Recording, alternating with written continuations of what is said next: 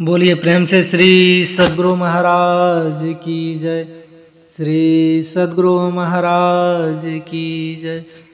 श्री सद्गुरु महाराज की जय।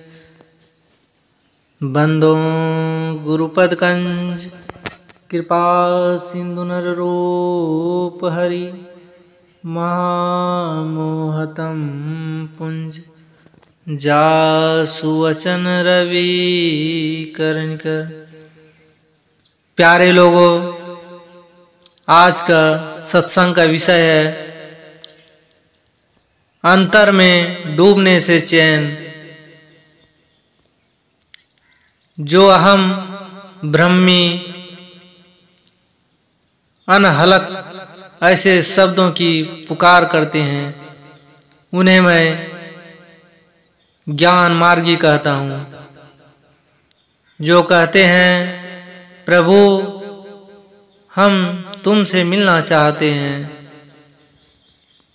प्रभु के लिए पुकार लगाते हैं, मैं उन्हें भक्त कहता हूँ। ज्ञान मार्ग और भक्ति मार्ग को मैंने ऐसा ही समझा है। कुछ लोग निर्गुण उपासनक को ज्ञानी तथा सगुण के स्थूल उपासक को भक्त कहते हैं। जो जिसकी भक्ति करता है उसे वह अपना प्रभु मानता है। चाहे अपने इष्ट देव को निर्गुण नहीं माने, सगुण ही माने। सगुण के मानने वाले संत निर्गुण नहीं मानते थे, ऐसा नहीं, निर्गुण भी मानते थे। गोस्वामी तुलसीदास जी ने लिखा है, हिय निर्गुण नयन ही सगुण शरण सगुण रसना राम सुनाम। उनके हृदय में निर्गुण भरा था। तुलसीदास जी, सूरदास जी एवं कबीरदास जी की वाणी में एक ही बात झलकती है, संतों आवे जाय सो माया, है प्रतिपाल काल नहीं बाके, ना कहूँ गया ना आया। 10 अवतार ईश्वरी माया, करता के जिन पूजा, कहे कबीर सुनो हो संतो, उपजे खपे सो दूजा। ये संत कबीर साहब जी की वाणी है।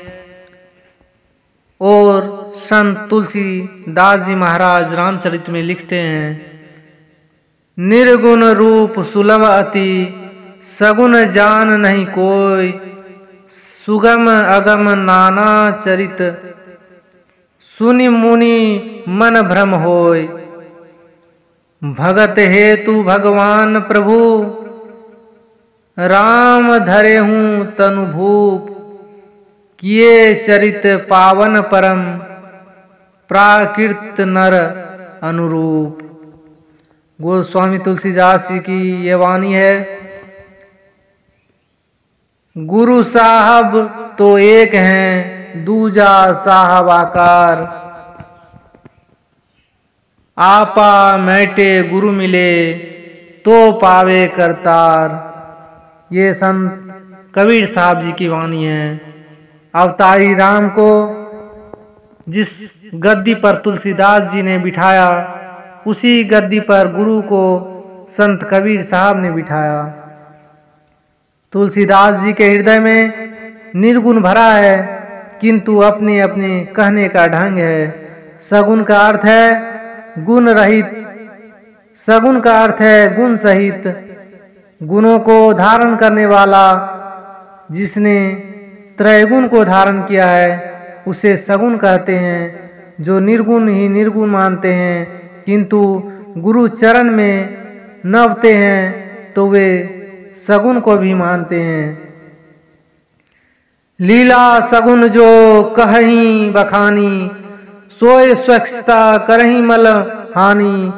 रघुपति महिमा अगुण अबाधा, वर नव सोई वर बारही अगाधा। रामचरितमानस बाल कांड की ये पंक्ति है। रामचरितमानस में सगुण सरिता जल है, निर्गुण उसकी गंभीरता है। जो गंभीरता है उसका महत्व विशेष है। सगुण मीठा है, मीठा खाने में लोगों को अच्छा लगता है, किंतु मीठा खाने से बीमारी भी होती है। निर्गुण तीता नीम सा है। अविगत गत गति कछु कहत न आवे, ज्यों गुण ही मीठे फल को रस अंतर्गत ही भागे। परम स्वाद सबही जू निरंतर, अमित तोष उपजावे। मन वाणी को अगम अगोचर, सो जाने जो पावे। रूप रेख गुण जाति गुजाति बिनु, निरालंब मन अकृत धावे। सब विधि अगम विचार ही ताते, सुर सगुन लीला पद गावे। अविगत सर्वव्यापी निरांबित होने के कारण मन उसे ग्रहण नहीं कर पाता है, चक्कर काटता रहता है। मन बुद्धि के परे जाकर सूरदास जी सगुन लीला पद गाते हैं। जिसने उसे पाया है, मनवानी से आगे जाकर पाया है। ता पर अकह लोक है भाई, पुरुष अनामी तहाँ रसाई। जे पहुँचे जानेगा साई, कहन सुनन ते न्यारा है। संत राधा स्वामी जी साहब की ये वाणी है। जब गुरु की मूर्ति मन मही ध्यानु कहते हैं, तब वहाँ निर्गुण आता है, सगुण हो जाता है। फिर जब अलख अपार अगम अगोचर कहते हैं तो निर्गुण हो जाता है। निर्गुण सगुण किसी की पकड़ संतों ने नहीं छोड़ी। जाते जाते वे अंत तक चले जाते हैं। संतों की वाणी में अंतस ध्यान विषय पर विशेष जोर है। सगुण निर्गुण द्वैत अद्वैत त्रेत कुछ मानिए, खूब वर्णन कीजिए। हाथ में जो कुछ नहीं आएगा, अंत में गोता लगाओ तब पाओगे। जहाँ तक गति है वहाँ तक चले जाओ, तब जो पाओ सो असली है। तब सगुण निर्गुण क्या है, द्वैत अद्वैत क्या है, प्रत्यक्ष हो जाता है। इस मतलब का विचार सुने। जिस विचार को लोग विशेष सुनते हैं उसको करने का मन होता है। संत लोग संतवाणी कहकर ध्यान करने के लिए प्रेरणा करते हैं। संत तुलसी साहब जी कहते हैं, सखी सीख सुनी गुनी गांठी बांधो, ठाठ ठठ सत्संग करो। सत्संग बहुत करें। इससे मिलता क्या है, प्रतिष्ठा से ऊंचे आसन से बैठते हैं, बड़े लोगों से मैल होती है। वह बाहर में देखे जाते हैं किंतु संतुष्टि नहीं। संतुष्टि जिसमें है वह यह बात है कि संसार में छोटे होकर रहें, लेकिन आप बाहरी चीजों में चंचल नहीं हुए। अपने को इतना समेट कि एक बिंदुता प्राप्त कर लें। मन जमा हुआ है, उस समय आप कितना संतुष्ट होंगे ठिकाना नहीं। यदि मिठास मालूम नहीं हो तो भी थोड़े से थोड़ा काल ध्यान कीजिए तो उसका मिठास मालूम होगा। अंतर में डूबने वाले की जो चैन मिलता है, बाहर में भटकने वाले को नहीं। इसलिए अंदर में डूबिए और परमात्मा से मिलन कीजिए। इसके लिए परमात्मा ने एक नमूना आपके अंदर दिया है, किंतु आप उस पर विचारते नहीं हैं। तंद्रा के समय में स्वप्न जागृत के बीच में हाथ पैर में कमजोरी होती जाती है। चैन मालूम होता है, भीतर प्रवेश करते जाते हैं। अगर थोड़ी और कोई थोड़ा सा भी खटखुट करे तो बड़ा दुख मालूम होता है। इसको कौन सुख कहे?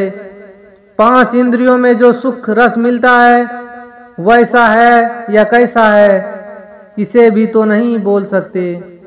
इसे जाना जाता है अंतर में डूबने से चैन मिलता है। अंदर में डूबने और डूबते डूबते जब अंतिम गति तक पहुंचोगे तो किसी से पूछना नहीं पड़ेगा कि क्या है। सत्संग में खास करके यह बात बताई जाती है कि अंदर में डूबते जाओ, यात्री बनो जैसे जगन्नाथ के यात्री चलते हैं। जब भक्ति है इसी तरह से अपने अंदर में डूबो।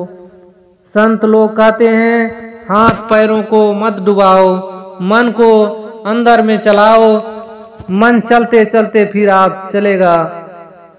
पहले मन के साथ साथ आप चलेंगे, उसे दूध में ही घी रहता है। सहस कवल दल पार में मन बुद्धि हिराना हो। प्राण पुरुष आगे चले सोई करत बखाना हो। संत तुलसी साहब की वाणी है। फिर मन से छूटकर आप स्वयं चलेंगे, यह पराभक्ति है। श्रवण बिना धुनी सुने, नयन बिनु सुर निहारे, रसना बिनु उच्चारे, प्रशंसा बहु विस्तारे। नित्य चरण बिंदु करे, हस्त बिनु ताल बजावे। अंग बिना मिली संग, बहुत आनंद बढ़ावे। बिनु शीस नवे, जहाँ सेव को सेवक भाव लिए रहे। मिली परमात्म सो आत्मा पर भक्ति सुंदर कहे। यहाँ संसार में अंग से मिलता है, किंतु वहाँ जो बिना अंग के ही संग हो जाता है। इसे हम लोगों को करना चाहिए। आप करके देखिए, आप करके देखिए। करने से आपको पता चलेगा योगी की संशय कहाँ। जो पाओ सो सत्य है, जो नहीं पाओ असत्य है। भौतिक विज्ञान वाले एक चीज दूसरे से मिलाकर तीसरी चीज बनाते हैं। यह तो बाहर की बात है। इनमें बहुत से सामान इकट्ठे करने पड़ते हैं, किंतु अंदर में चलने के लिए सब सामान आपके पास है और आपके साथ है। किंतु ईमानदारी से फिजिकल प्रयोग करो।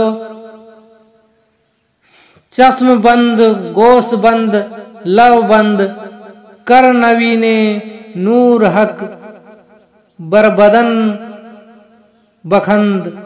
मौलाना रूम का वचन है। चश्म, गोश, लव, आंख, कान, मुंह बंद करके देखो। अगर ब्रह्म ज्योति नूरे हक नहीं देखो तो मुझ पर हंसना। मुर्शिद नैनो बिच नवी है, स्याह सफेद तिलो बिच तारा।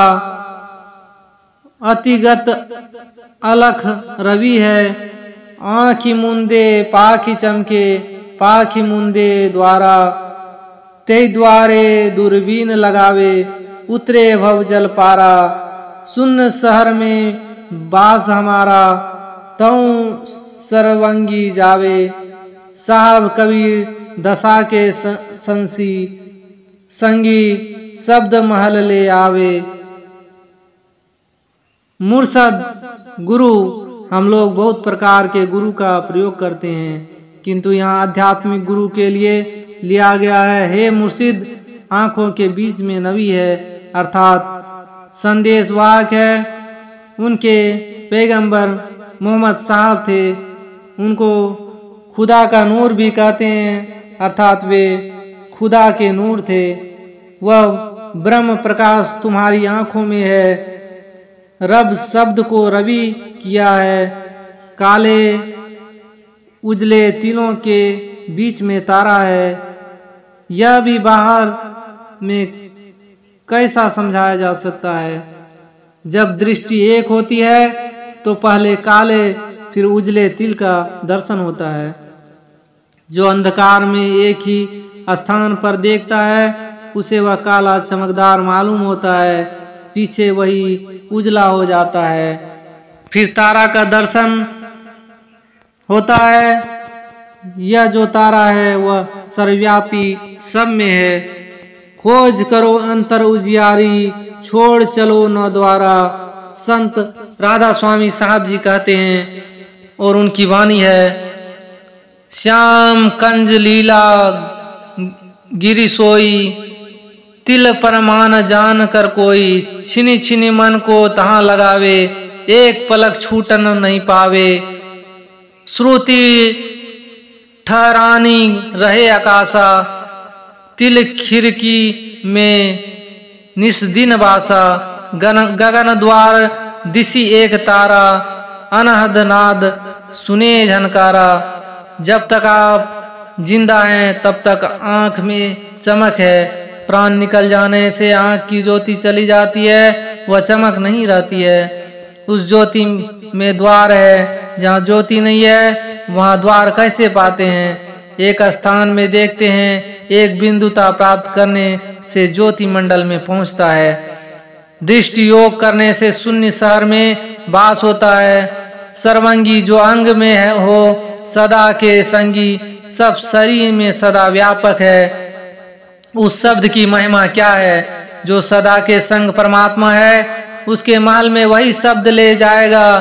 कबीर साहब कहते हैं, परमात्मा सदा के संगी है, वह महल के शब्द ही ले जाएंगे।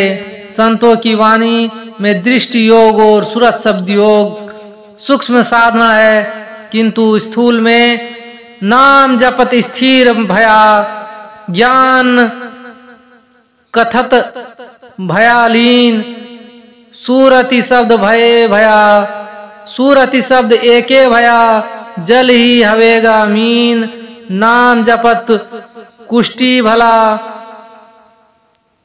चुनई चुनई पगे जो चाम। कंचन देख के काम का, जा मुख नहीं नाम। संत कबीरदास जी की वाणी थी ये। वर्णात्मक जाप स्थूल है, गुरु की मूर्ति यह स्थूल रूप ध्यान है। इसके बाद है दृष्टि योग और शब्द ध्यान। शब्द ध्यान वहां तक ले जाता है जहाँ की शब्द विलीन ना हो जाए, वहां देखना सुनना सब बंद हो जाता है, वहां निशब्द परमात्मा मिलते हैं। यह प्रवचन पूर्णिया जिला विशेषाधिवेशन मोकमा में दिनांक 25/12/1950 ईस्वी को प्रातःकालीन सत्संग में महर्षि में ही परमहंस जी के द्वारा प्रवचन दिया गया था।